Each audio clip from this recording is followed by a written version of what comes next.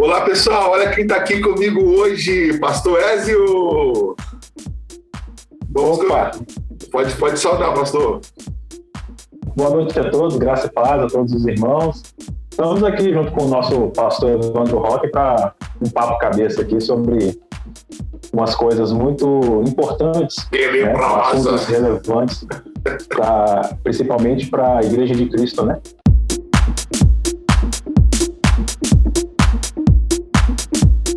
Isso aí. Obrigado, pastor Ézio, pelo convite que você recebeu e por dar um retorno a esse convite. Então, filhos do alvo, você que está aí nos vendo já, não espere, já vai lá, deixa o seu like e se você não é inscrito ainda, inscreva-se nesse canal para que você possa receber todos os outros vídeos sobre esses assuntos que iremos falar. Também estamos falando sobre racismo, uma série sobre racismo, os primórdios, de onde veio, como que isso chegou. Então, está aqui no card, aqui em cima, você pode acessar a esse conteúdo. Mas vamos lá para o vídeo de hoje, falando sobre por que o STF está querendo fechar as igrejas. Por que no Brasil há um conluio para fechar as igrejas?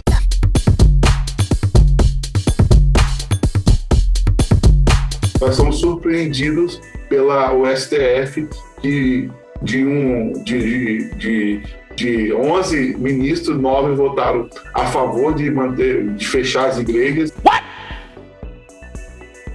E somente 2 foram a favor. Os 2 a favor é o Nunes Marques, né, que é o ministro que o nosso presidente Bolsonaro indicou, e o outro foi o Toffoli. Isso mesmo? Esse é o tal do Mula. E então nós vamos conversar sobre este assunto.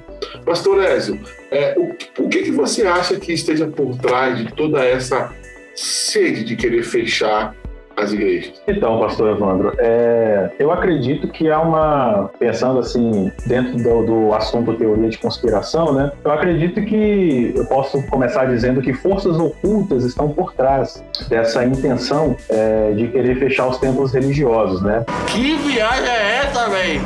Como que eu posso dizer forças ocultas?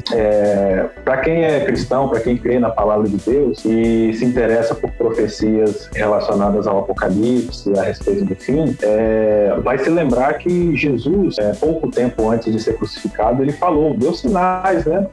A respeito do fim, sinais que antecederiam a sua volta, e desses múltiplos sinais, um deles seria a perseguição religiosa, né? Perseguição aos cristãos, perseguição a todos aqueles que professassem a sua fé no nome de Jesus. E para quem tem um olhar espiritual a respeito das coisas que estão acontecendo nos últimos dias, a Bíblia está se cumprindo cada vez mais de uma maneira assim, muito clara diante dos nossos olhos, né? E essa pandemia que estamos enfrentando, ela, de certa forma, acaba contribuindo para uma preparação desse cenário descrito, né, pela Bíblia. E de várias medidas que possam ser tomadas pelas autoridades para preparar as plataformas para o surgimento, né, do anticristo, né, que é um dos temas a respeito do fim, das várias plataformas que podem ser preparadas, as autoridades usam do poder que elas têm, né,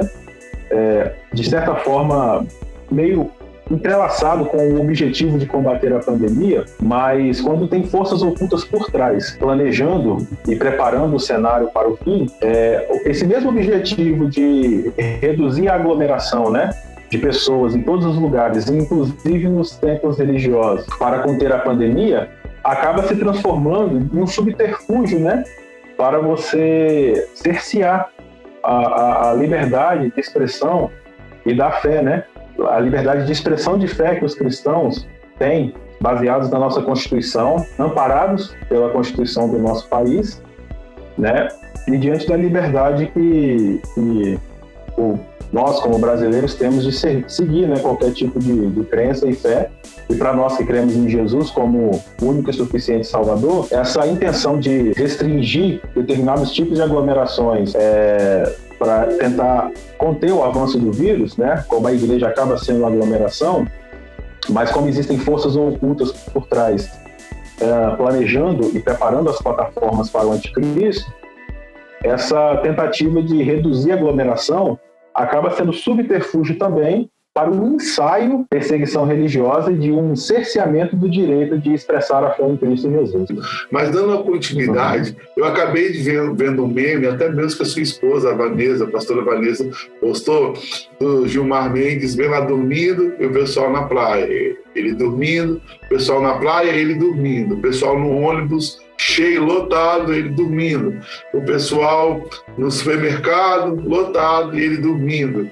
Aí quando um pessoal na igreja, com distanciamento, poucas pessoas, todo mundo de máscara, e ele acorda assim e já começa a fazer o que ele está fazendo.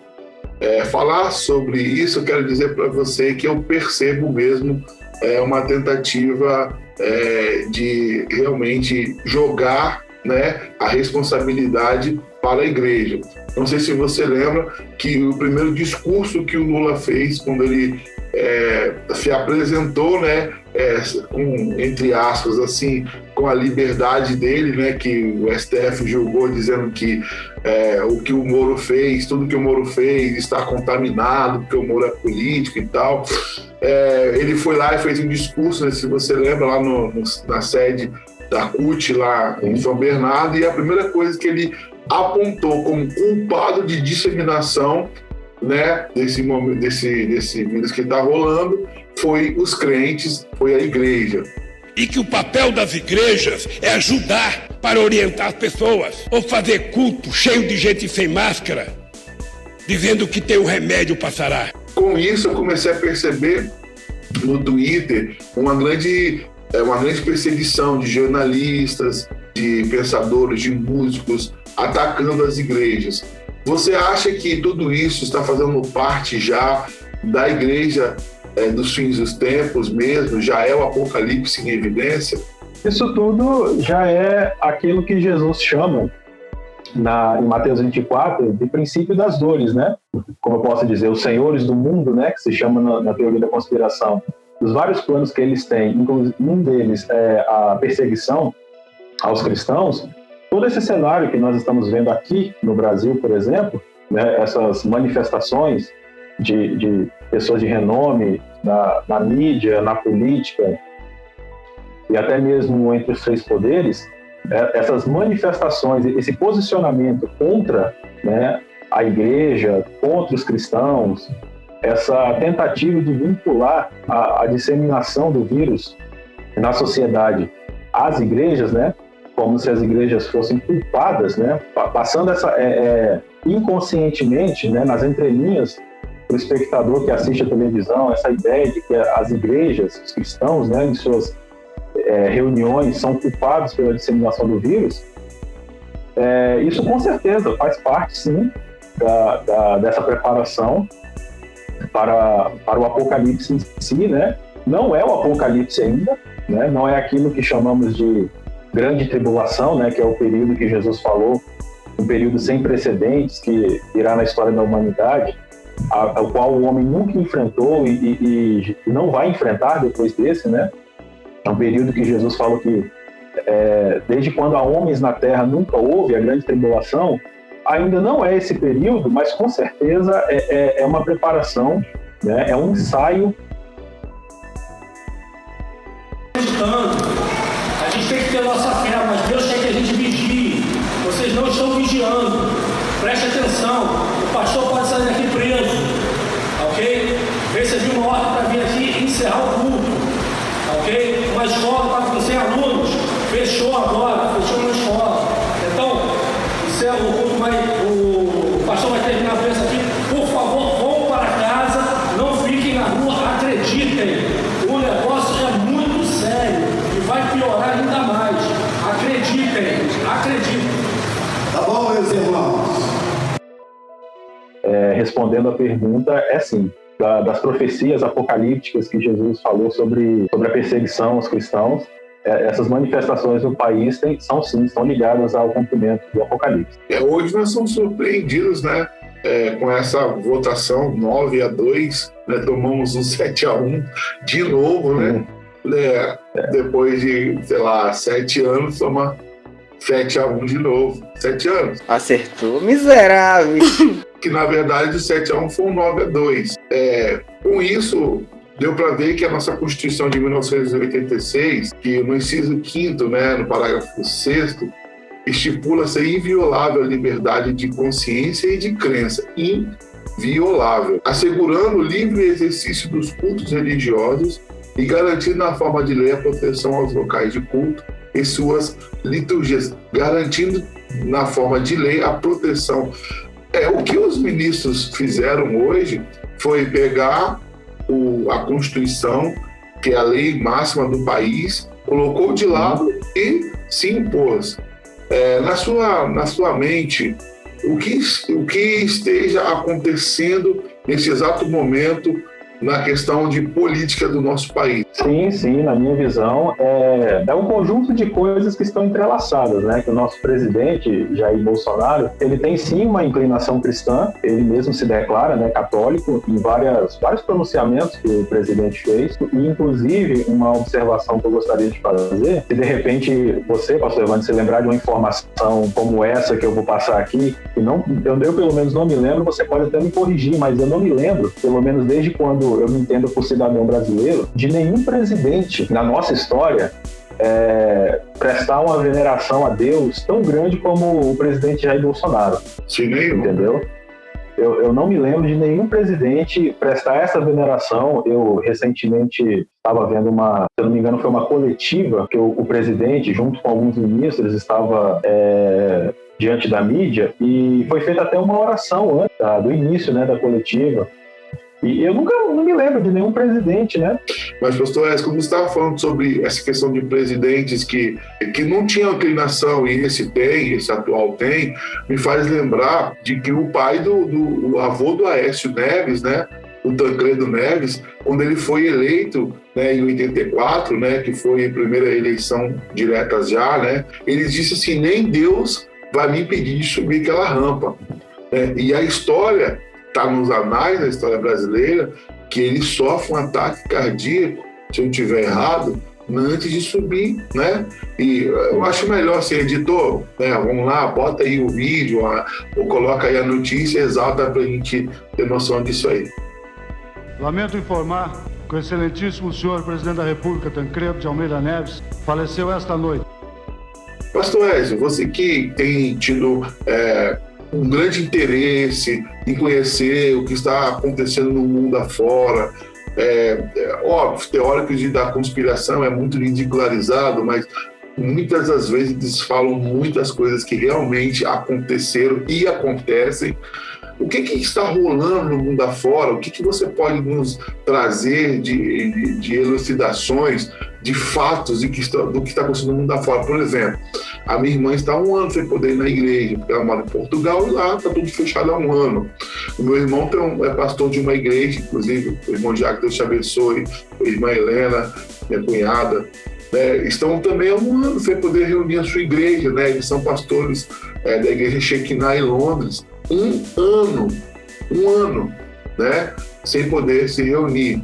E olha que eles estão em países que são berços da democracia.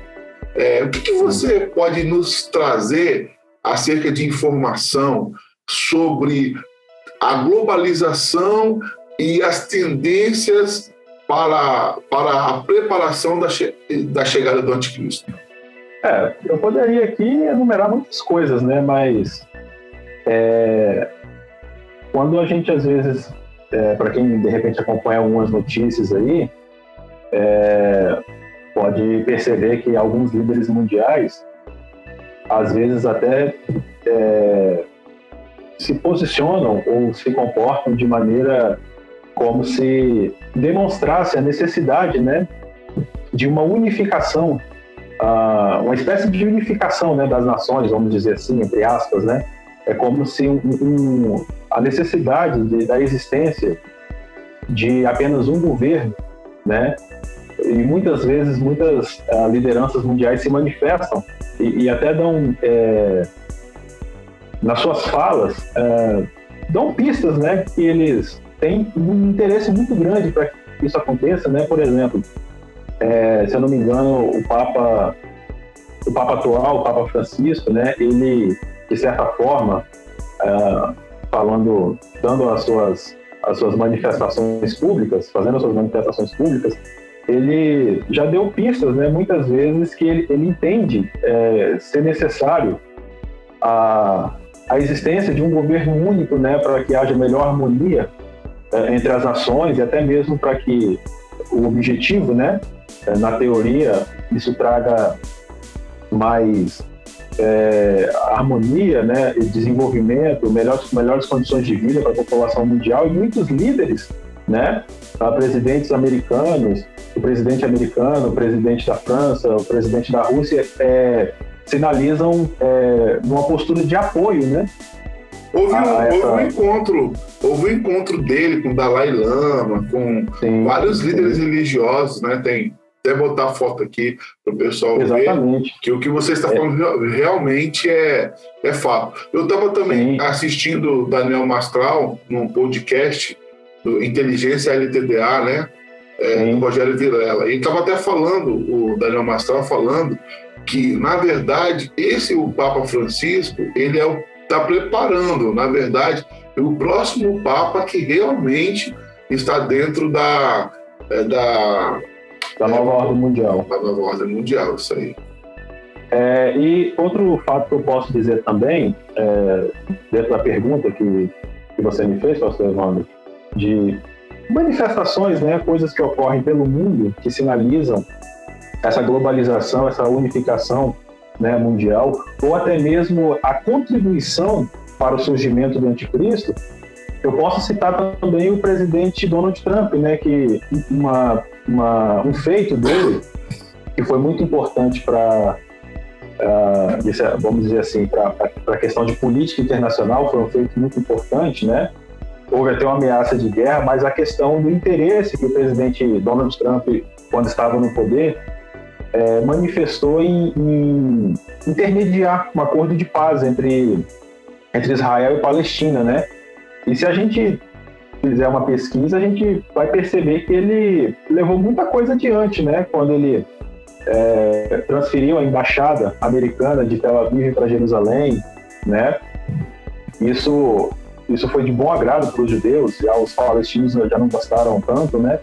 Mas isso também foi um fator que contribuiu muito para o avanço dessa globalização, da preparação dessa nova ordem mundial. Tanto que, se nós pesquisarmos, dermos um Google aí, nós vamos ver que teve um grupo de rabinos judeus que chegaram até a pedir ajuda. Logo quando o presidente americano Donald Trump assumiu o poder, né, uns anos atrás, chegaram a pedir ajuda ao presidente americano e até mesmo ao presidente da Rússia, ajuda para a reconstrução do terceiro templo, para reconstruírem, né, o templo de Salomão, a construção do terceiro e último templo, que a Bíblia prevê que o terceiro templo vai ser reconstruído, né, e o anticristo vai adentrar ali para exigir adoração, inclusive dos judeus. E é interessante como a Bíblia faz uma previsão dessa, né, 2000 anos atrás, e quando a gente dá um Google, a gente vê notícias e ações de líderes mundiais, né? Estou citando aqui um exemplo, o presidente Donald Trump, a intenção dele de intermediar um acordo de paz, isso contribuiu, né, com certeza, sem dúvida nenhuma, para a reconstrução do templo, né? E isso de alguma forma vai se desdobrar e isso vai acontecer. Isso contribuiu para uma sinalização de uma paz, né? Num lugar onde há muitos anos a gente só enxerga guerra, né?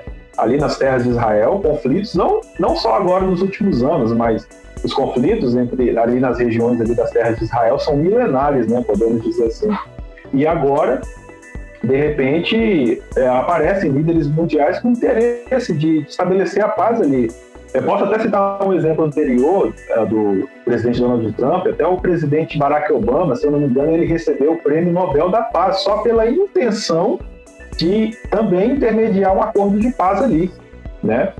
Então são exemplos que eu posso dar aqui, né, de imediato, de coisas que acontecem pelo mundo, né, que estão contribuindo. A própria eleição do Biden, o que aconteceu, né, uma eleição que foi aceita, por causa de tudo isso que está acontecendo no mundo afora, foi aceito a votação por correio, que era algo assim, o que era uma exceção virou uma regra, e estava tudo já armado. Para quê? Porque o Biden vai deixar passar tudo, você não vê mais a Globo falando dos Estados Unidos. Nos Estados Unidos acabou o vírus, acabou a enfermidade, lá não tem mais nada. Então, ano passado lá estava tudo ruim, era o pior país. Então, assim, realmente o que está falando é fato. Mas o vídeo está um pouco extenso, eu vou parar aqui, porque nós vamos continuar. Então, se você que está aqui quer assistir, espera que nós vamos ter a parte 2 desse vídeo. Por enquanto, eu fico por aqui. Pastor Ed, dá um abraço para todos aí, se despede. Opa, quero deixar um abraço aí para todos que estão nos acompanhando. Muito obrigado, né, pela atenção de vocês, né? Estamos encerrando aqui a parte 1, mas como o pastor Evandro falou, não deixe de se inscrever no canal, deixar o seu like, né? Deixe seus comentários também. Muito obrigado pela atenção de todos vocês. E se você tiver alguma dúvida e quiser até mesmo perguntar alguma coisa como para que a gente possa, de repente, comentar na parte 2, deixa aí no comentário, né?